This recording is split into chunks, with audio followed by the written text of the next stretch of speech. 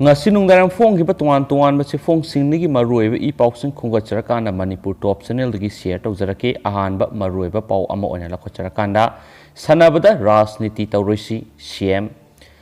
Minister N Biren Haikrei sanabada amadi haksel da rajniti tawroisi national amadi international gi sanaroi sai humpu helaba sanabadagi potharaba sanaroi singda pension pinaba thorang tawre wafam asi ngasi kumal lampak ta pangthokpa sanaroi singi numita mahakna phongdokibane mahakna makha taraduna lamdam asigi sanaroi singna barata wanglaba award kya phangba ngamle makhoi bu lengakna ikai khumna bu chari amadi state level gi sanaroi sing puthokliba club amadi organization singda lupa lakh ahum pinaba thorang tawduna leire I league sanabada lupa lakh yankhai pikhre social media da pungangang bagi hainabi thadoksi thabakna aikhoigi saktam taksi national university gi matangda ayet apan ba pibasi lebak thibani hai kheba pawmasu ngasi Phong hiba nungdaram se Phong singda phonari atopa pawamana RPF ki star amasum festun thelambadagi police na lokthokre nifuga nitoi suba RPF ki mapokumon ga mari lainana ngasi ayuk anganmada Imphal East ki thongju kendra gi khongman zone 4 gi iril turil mathakta saba khongmandagi singjamai khetri lekai fawbu yaba thong amagi mathakta star amasung festun thelambadagi miyamna bom yoramba yai singnabadagi police da pau pibadagi bom expert laktuna yengsilaba matung bom yoramdabadagi lokhatkhre mafam aduda police na miyoy amata sanghandana thamlaba matung star amasum festun singadu lokthokibani masida natana tungan ba mafam singdasu angang ba star amasum festun sing thelambadagi police na lokhatkhre haba pawmasu phonari makha satharak poina atopa pawamana amju amadi EGM na pauksi puthoktana bu warep lokre amju amadi EGM na miyam punamakta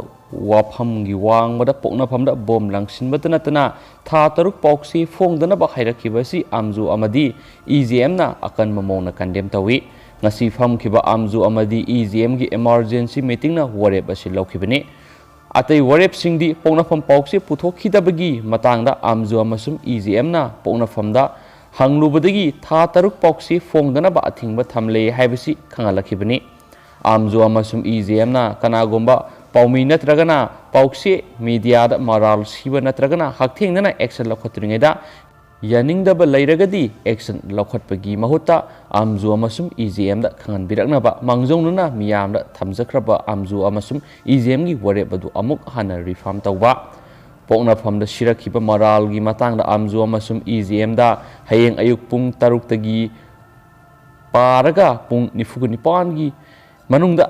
masa khaina loop asigi official email gi khuthangda khangan birakadabani haiba yauna pokna famna thengnariba awaba sigi yenglaga hayengdagi pauksi amadi electronic media singna pauksi puthoktana sintha leptuna protest tawba yauna warip ni pa laukre haina amjugi serolda haidi masum mayamda amuka hana all Manipur working journalist union na thadorok press release 25/02/21 ngasi thadorokiba press release si mayamna masat khaina share tawjage officially oina all Manipur working journalist union thadorakpa press release ni ngasi pham khiba amju amadi EGM gi emergency meeting na makha gi warep singasi laure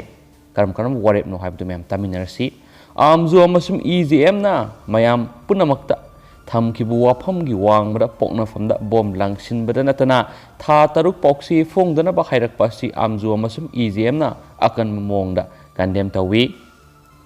ani subada ngasi pokna fam pauksi puthokhidabagi matangda amju amasum EGM na pokna famda hanglubadagi tha taruk pauksi phongdana ba athingba thamle haibasi khanglakibani ahum suba wareptanamo amju amasum EGM na kanagomba paumi natragana pauksi media da moral siba natraga hakthengna action lokhotrungaida yaningdaba lairagadi action lokhotpagi mahutta amju amasum EGM da khangan biraknaba mangjongna miyamda khangan khraba amju amasum EGM gi warep adu amuk hana reaffirm tawwa pokna phamda sirakliba moral gi matangda amju amasum EGM da hayeng ayuk pung 6 tagi paraga pung 9 gi manungda masa khaina loop asigi official email gi kuthangda khangan birakadabani ꯄꯣꯛꯅꯐꯝꯅ ꯊꯦꯡꯅꯔꯤꯕ ꯑꯋꯥꯕ ꯑꯁꯤ ꯌꯦꯡꯂꯒ ꯍꯌꯦꯡꯗꯒꯤ ꯄꯥꯎꯆꯦ ꯑꯃꯗꯤ electronic ꯃꯤꯗꯤꯌꯥꯒꯤ ꯄꯥꯎꯃꯤꯁꯤꯡꯅ ꯁꯤꯟꯊꯥ ꯂꯦꯞꯇꯨꯅ protest ꯇꯧꯕ ꯇꯔꯨꯛꯁꯨꯕ ꯋꯥꯔꯦꯞꯇꯅ ꯄꯣꯛꯅꯐꯝ ꯑꯃꯁꯨꯡ ꯃꯅꯤꯄꯨꯔꯒꯤ ꯃꯤꯗꯤꯌꯥꯁꯤꯡꯅ ꯊꯦꯡꯅꯔꯤꯕ ꯑꯋꯥꯕ ꯑꯁꯤꯒꯤ ꯃꯇꯥꯡꯗ ꯂꯝꯗꯝ ꯑꯁꯤꯒꯤ ꯁꯤꯚꯤꯜ ꯁꯣꯁꯥꯏꯇꯤ ꯑꯣꯔꯒꯅꯥꯏꯖꯦꯁꯟ CSOꯁꯤꯡꯗ ꯃꯇꯦꯡ ꯄꯥꯡꯕꯤꯅꯕ ꯍꯥꯏꯖꯕ ꯇꯔꯦꯠꯁꯨꯕ ꯋꯥꯔꯦꯞꯇꯅ ꯄꯣꯛꯅꯐꯝꯗ ꯕꯣꯝ ꯂꯪꯁꯤꯜꯂꯝꯕꯒꯤ ꯃꯇꯥꯡꯗ ꯃꯅꯤꯄꯨꯔ ꯂꯩꯉꯥꯛꯀꯤ ꯃꯥꯏꯀꯩꯗꯒꯤ ꯃꯔꯥꯜ ꯂꯩꯕ ꯃꯤꯑꯣꯏ ꯑꯊꯨꯕ ꯃꯇꯝꯗ ꯐꯥꯕꯤꯅꯕ ꯑꯥꯝꯖꯨ ꯑꯃꯁꯨꯡ EJMꯅ ꯍꯥꯏꯖꯈꯤꯕꯗꯨ ꯅꯨꯃꯤꯠ 10ꯅꯤ ꯁꯨꯔꯕ ꯐꯥꯎꯕ ꯐꯥꯕ ꯉꯝꯗꯕꯁꯤ ꯂꯥꯏꯕꯛ ꯊꯤꯕꯅꯤ ꯑꯊꯨꯕ ꯃꯇꯝꯗ ꯃꯔꯥꯜ ꯂꯩꯕ ꯃꯤꯑꯣꯏ ꯐꯥꯕꯤꯅꯕ ꯑꯃꯨꯛ ꯍꯟꯅ ꯇꯛꯁꯤꯟꯕ ꯅꯤꯄꯥꯟꯁꯨꯕ ꯑꯔꯣꯏꯕ ꯋꯥꯔꯦꯞꯇ ꯄꯨꯡ 94ꯒꯤ ꯃꯇꯝ ꯄꯤꯔꯤꯕ ꯑꯁꯤꯒꯤ ꯃꯅꯨꯡꯗ ꯄꯣꯛꯅꯐꯝꯗ ꯁꯤꯔꯤꯕ ꯃꯔꯥꯜꯒꯤ ꯆꯞ ꯆꯥꯕ ꯋꯥꯔꯣꯜ ꯐꯣꯡꯗꯣꯛꯇ꯭ꯔꯕꯗꯤ ꯁꯤꯔꯛꯂꯤꯕ ꯃꯔꯥꯜ ꯑꯗꯨ ꯌꯨꯝꯐꯝ ꯌꯥꯎꯗꯕꯅꯤ ꯍꯥꯏꯅ ꯂꯧꯒꯅꯤ ꯑꯃꯁꯨꯡ ꯖꯣꯏꯟꯠ ꯁꯦꯀ꯭ꯔꯦꯇꯔꯤ ꯑꯥꯝꯖꯨ ꯂꯣꯡꯖꯝ ꯑꯔꯤꯁꯣꯔꯅ ꯈꯨꯌꯦꯛ ꯄꯤꯗꯨꯅ ꯊꯥꯗꯣꯔꯛꯂꯤ ꯑꯇꯣꯞꯄ ꯄꯥꯎ ꯑꯃꯅ ꯄ꯭ꯔꯥꯏꯝ ꯃꯤꯅꯤꯁꯇꯔ ꯅꯔꯦꯟꯗ꯭ꯔ ꯃꯣꯗꯤꯅ ꯀꯧꯔꯛꯄꯗꯒꯤ chief minister N Biren ngasi ꯗꯦꯜꯂꯤꯗ ꯄꯥꯏꯁꯤꯟꯈ꯭ꯔꯦ ꯚꯥꯔꯠꯀꯤ ꯄ꯭ꯔꯥꯏꯝ ꯃꯤꯅꯤꯁꯇꯔ ꯅꯔꯦꯟꯗ꯭ꯔ ꯃꯣꯗꯤꯅ ꯃꯅꯤꯄꯨꯔꯒꯤ ꯆꯤꯐ ꯃꯤꯅꯤꯁꯇꯔ ꯑꯊꯨꯕ ꯃꯇꯝꯗ ꯎꯅꯗꯕ ꯌꯥꯗꯦ ꯍꯥꯏꯅ ꯈꯪꯍꯜꯂꯛꯄꯗꯒꯤ ꯉꯁꯤ ꯅꯨꯡꯊꯤꯜ ꯄꯨꯡ 3ꯒꯤ ꯐ꯭ꯂꯥꯏꯠꯇ ꯆꯤꯐ ꯃꯤꯅꯤꯁꯇꯔ N Biren ꯗꯦꯜꯂꯤꯒꯤꯗꯃꯛꯇ ꯏꯝꯐꯥꯜ ꯊꯥꯗꯣꯛꯈ꯭ꯔꯦ ꯄꯥꯎꯆꯦ ꯑꯁꯤꯅ ꯐꯪꯕ ꯄꯥꯎꯒꯤ ꯃꯇꯨꯡ ꯏꯟꯅꯗꯤ ꯍꯌꯦꯡ ꯆꯤꯐ ꯃꯤꯅꯤꯁꯇꯔ N Birenꯒ ꯄ꯭ꯔꯥꯏꯝ ꯃꯤꯅꯤꯁꯇꯔꯒ ꯎꯅꯗꯨꯅ ꯋꯥꯔꯤ ꯁꯥꯒꯅꯤ ꯄ꯭ꯔꯥꯏꯝ ꯃꯤꯅꯤꯁꯇꯔꯅ ꯆꯤꯐ ꯃꯤꯅꯤꯁꯇꯔ N Birenꯕꯨ ꯀꯧꯔꯛꯂꯤꯕ ꯑꯁꯤꯒꯤ ꯃꯔꯨꯑꯣꯏꯕ ꯃꯔꯝ ꯑꯣꯏꯒꯅꯤ ꯍꯥꯏꯔꯤꯕꯗꯤ BJPꯅ ꯂꯨꯆꯤꯡꯕ ꯆꯨꯡꯁꯤꯟꯅꯕ ꯁꯔꯀꯥꯔ ꯑꯁꯤꯅ ꯇꯦꯜꯂꯕ ꯆꯍꯤ 4ꯒꯤ ꯃꯇꯝꯗ ꯃꯅꯤꯄꯨꯔꯒꯤ ꯂꯣ ꯑꯦꯟ ꯑꯣꯔꯗꯔ ꯅꯤꯡꯊꯤꯅ ꯊꯝꯕ ꯉꯝꯕ ꯁꯔꯀꯥꯔ ꯑꯃꯁꯨꯡ ꯄ꯭ꯔꯖꯥꯒ ꯑꯐꯕ ꯃꯔꯤ ꯁꯦꯝꯒꯠꯂꯛꯄ ꯑꯃꯗꯤ ꯄꯨꯂꯤꯁ ꯑꯃꯗꯤ ꯃꯤꯌꯥꯝꯒ ꯂꯩꯅꯕ ꯃꯔꯤ ꯐꯒꯠꯂꯛꯄ ꯂꯣꯏꯅꯅ ꯃꯅꯤꯄꯨꯔꯒꯤ ꯆꯤꯡꯇꯝ ꯑꯅꯤꯃꯛꯇ ꯊꯣꯡ ꯃꯥꯟꯅꯅ ꯆꯥꯎꯈꯠꯄꯒꯤ ꯊꯕꯛ ꯄꯥꯏꯈꯠꯂꯤꯕ ꯀꯌꯥ ꯑꯁꯤꯒꯤꯗꯃꯛꯇ ꯊꯥꯒꯠꯄ ꯐꯣꯡꯗꯣꯛꯄꯅꯤ ꯍꯥꯏꯔꯤ ꯃꯁꯤꯗ ꯅꯠꯇꯅ ꯃꯅꯤꯄꯨꯔꯒꯤ ꯆꯤꯡ ꯑꯃꯗꯤ ꯇꯝ ꯑꯅꯤꯃꯛꯇ ꯇꯣꯉꯥꯟꯕ ꯄ꯭ꯔꯣꯖꯦꯛ ꯀꯌꯥ ꯄꯥꯏꯈꯠꯅꯕꯒꯤ ꯃꯇꯥꯡꯗꯁꯨ ꯄ꯭ꯔꯥꯏꯝ ꯃꯤꯅꯤꯁꯇꯔꯒ ꯋꯥꯔꯤ ꯁꯥꯒꯅꯤ ꯃꯁꯤꯒꯤ ꯃꯇꯨꯡꯗ ꯇꯣꯉꯥꯟꯕ ꯌꯨꯅꯤꯌꯟ ꯃꯤꯅꯤꯁꯇꯔ ꯀꯌꯥꯒ ꯎꯅꯗꯨꯅ ꯇꯣꯉꯥꯟꯕ ꯄ꯭ꯔꯣꯖꯦꯛ ꯀꯌꯥꯗ ꯊꯕꯛ ꯄꯥꯏꯈꯠꯅꯕꯒꯤ ꯃꯇꯥꯡꯗꯁꯨ ꯋꯥꯔꯤ ꯁꯥꯒꯅꯤ ꯍꯥꯏꯔꯤ ꯂꯣꯏꯅꯅ ꯃꯊꯪꯒꯤ ꯖꯦꯅꯔꯦꯜ ꯏꯂꯦꯛꯁꯟ ꯀꯨꯏꯁꯤꯜꯂꯛꯇ꯭ꯔꯕ ꯃꯇꯝ ꯑꯁꯤꯗ BJPꯒꯤ ꯃꯄꯥꯡꯒꯜ ꯀꯟꯈꯠꯍꯟꯗꯨꯅ ꯃꯊꯪꯒꯤ ꯇꯥꯝꯗꯁꯨ BJPꯅ ꯃꯦꯖꯣꯔꯤꯇꯤ ꯑꯣꯏꯗꯨꯅ ꯁꯔꯀꯥꯔ ꯄꯥꯏꯕ ꯉꯝꯅꯕꯒꯤ ꯃꯇꯥꯡꯗꯁꯨ ꯈꯟꯅꯒꯅꯤ ꯍꯥꯏꯔꯤ ꯂꯣꯏꯅꯅ ꯃꯍꯥꯔꯥꯁꯇ꯭ꯔꯒꯤ ꯑꯆꯧꯕ ꯁꯤꯇꯤ ꯑꯃ ꯑꯣꯏꯔꯤꯕ ꯃꯨꯝꯕꯥꯏꯒꯤ ꯅꯕꯤꯗ ꯃꯅꯤꯄꯨꯔꯒꯤ ꯒꯦꯁ ꯍꯥꯎꯁ ꯑꯃ ꯁꯥꯅꯕꯒꯤ ꯃꯇꯥꯡꯗꯁꯨ ꯋꯥꯔꯤ ꯁꯥꯔꯛꯀꯅꯤ ꯍꯥꯏꯕ ꯄꯥꯎ ꯑꯃꯁꯨ ꯉꯁꯤ ꯐꯣꯡꯈꯤꯕ ꯁꯤꯐꯣꯡꯁꯤꯡꯗ ꯃꯔꯨꯑꯣꯏꯕ ꯄꯥꯎ ꯑꯃ ꯑꯣꯏꯅ ꯐꯣꯡꯅꯔꯤ ꯑꯇꯣꯞꯄ ꯄꯥꯎ ꯑꯃꯅ ꯀꯛꯆꯤꯡ ꯄꯨꯂꯤꯁꯅ ꯅꯨꯄꯤ ꯑꯃ ꯌꯥꯎꯅ ꯃꯤꯑꯣꯏ 2 ꯀꯅꯤ KG 30ꯒ ꯀꯣꯟꯅꯅ ꯐꯥꯔꯦ ꯀꯛꯆꯤꯡ ꯗꯤꯁꯇ꯭ꯔꯤꯛ ꯄꯨꯂꯤꯁꯀꯤ SP ꯚꯤꯛꯇꯣꯔꯤꯌꯥ ꯌꯦꯡꯈꯣꯝꯒꯤ ꯃꯤꯠꯌꯦꯡ ꯃꯈꯥꯗ ꯉꯁꯤ ꯑꯌꯨꯛ ꯄꯨꯡ 10 ꯇꯥꯕ ꯃꯇꯝꯗ ꯀꯛꯆꯤꯡ ꯄꯨꯂꯤꯁꯀꯤ ꯀꯃꯥꯟꯗꯣ OC ꯑꯃꯗꯤ ꯍꯦꯗ ꯀꯣꯟꯁꯇꯦꯕꯜ ꯁ꯭ꯌꯥꯝ ꯁꯨꯟꯗꯔꯅ ꯂꯨꯆꯤꯡꯕ ꯄꯨꯂꯤꯁ ꯇꯤꯝ ꯑꯃꯅ ꯋꯥꯕꯒꯥꯏ ꯂꯝꯈꯥꯏꯗ ꯃꯤꯑꯣꯏ 2 ꯀꯅꯤ KG 30ꯒ ꯀꯣꯟꯅꯅ ꯐꯥꯔꯦ ꯍꯥꯏꯔꯤ ꯐꯥꯔꯕ ꯃꯤꯑꯣꯏ 2 ꯑꯗꯨꯗꯤ ꯆꯣꯡꯆꯣꯡ ꯍꯥꯎꯀꯤꯞ ꯆꯍꯤ 33 ꯃꯄꯨꯔꯣꯏꯕ ꯂꯩꯈꯤꯗ꯭ꯔꯕ ꯂꯤꯠ ꯍꯥꯎꯀꯤꯞ ꯀꯧꯏ ꯁꯦꯔꯧ ꯃꯈꯥ ꯂꯩꯀꯥꯏꯗꯒꯤꯅꯤ ꯅꯨꯄꯤ ꯑꯁꯤꯒ ꯐꯝꯃꯤꯟꯅꯈꯤꯕ ꯃꯤꯑꯣꯏ ꯑꯃꯗꯨꯒꯤ ꯃꯤꯡꯅ ꯁꯦꯕꯣꯏ ꯍꯥꯎꯀꯤꯞ ꯆꯍꯤ 29 ꯑꯄꯣꯛꯄ ꯊꯥꯡꯄꯨ ꯍꯥꯎꯀꯤꯞ ꯀꯧꯏ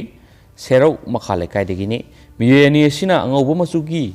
ꯀꯦꯇ꯭ꯔꯥ ꯀꯥꯔ ꯔꯦꯖꯤꯁꯇ꯭ꯔꯦꯁꯟ ꯅꯝꯕꯔ 6110 ꯑꯁꯤꯗ ꯂꯥꯛꯄꯗ ꯋꯥꯕꯒꯥꯏ ꯂꯝꯈꯥꯏꯗ ꯐꯥꯕꯅꯤ ꯐꯥꯔꯕ ꯃꯤꯑꯣꯏ 2 ꯑꯁꯤ ꯃꯈꯣꯏꯗꯒꯤ ꯐꯪꯕ ꯀꯅꯤꯁꯤꯡ ꯑꯗꯨꯒ ꯂꯣꯏꯅꯅ ꯀꯛꯆꯤꯡ ꯄꯨꯂꯤꯁ ꯁ꯭ꯇꯦꯁꯟꯗ ꯈꯨꯠꯁꯤꯟꯅꯈ꯭ꯔꯦ ꯄꯨꯂꯤꯁ ꯁ꯭ꯇꯦꯁꯟ ꯑꯁꯤꯅꯁꯨ ꯀꯦꯁ ꯑꯃ ꯔꯦꯖꯤꯁꯇꯔ ꯇꯧꯗꯨꯅ ꯃꯈꯥ ꯇꯥꯅ ꯊꯤꯖꯤꯟ ꯍꯨꯝꯖꯤꯟꯕꯒꯤ ꯊꯕꯛ ꯆꯠꯊꯕ ꯍꯧꯔꯦ ꯍꯥꯏꯕ ꯄꯥꯎ ꯑꯃꯁꯨ ꯐꯣꯡꯅꯈꯤ ꯂꯣꯏꯁꯤꯜꯂꯛꯄ ꯑꯣꯏꯅ ꯄꯥꯎ ꯑꯃꯅ ꯀꯨꯀꯤ ꯂꯔꯍꯧꯂꯨꯞ 2ꯒꯤ ꯁꯨ ꯁꯪꯗꯣꯛꯈ꯭ꯔꯦ ꯀꯨꯀꯤ ꯂꯔꯍꯧꯂꯨꯞ ꯑꯣꯏꯔꯤꯕ ꯌꯨꯅꯥꯏꯇꯦꯗ ꯄꯤꯄꯜ ꯐ꯭ꯔꯟꯠ UPF ꯑꯃꯗꯤ ꯀꯨꯀꯤ ꯅꯦꯁꯅꯦꯜ ꯑꯣꯔꯒꯅꯥꯏꯖꯦꯁꯟ KNO 2ꯒ ꯚꯥꯔꯠ ꯁꯔꯀꯥꯔ ꯑꯃꯗꯤ ꯃꯅꯤꯄꯨꯔ ꯁꯔꯀꯥꯔꯒꯤ ꯃꯔꯛꯇ ꯇꯧꯅꯕ ꯁꯁꯄꯦꯟꯁꯟ ꯑꯣꯐ ꯑꯣꯄꯔꯦꯁꯟ ꯁꯨꯒꯤ ꯃꯇꯝ ꯆꯍꯤ ꯑꯁꯤꯒꯤ ꯐꯦꯕ꯭ꯔꯨꯋꯥꯔꯤ 19ꯗꯒꯤ ꯑꯥꯒꯁꯠ 31 ꯐꯥꯎꯕ ꯊꯥ 6 ꯁꯥꯡꯗꯣꯛꯈ꯭ꯔꯦ ꯍꯤꯔꯝ ꯑꯁꯤꯒꯤ ꯃꯇꯥꯡꯗ ꯉꯁꯤ ꯃꯤꯐꯝ ꯑꯃ ꯄꯥꯡꯊꯣꯛꯈ꯭ꯔꯦ ꯃꯤꯐꯝ ꯑꯗꯨꯅ UPFꯀꯤ ꯃꯥꯏꯀꯩꯗꯒꯤ TL ꯖꯥꯀꯣꯕ ꯍꯥꯎꯀꯤꯞ ꯑꯥꯔꯣꯟ ꯀꯤꯞꯒꯦꯟ ꯁꯟꯒꯥꯃꯥꯔ ꯍꯦꯟꯈꯣꯂꯥꯜ ꯗꯣꯡꯉꯦꯜ ꯀꯦꯊꯦꯌꯣꯁ ꯖꯣꯃꯤ ꯑꯃꯗꯤ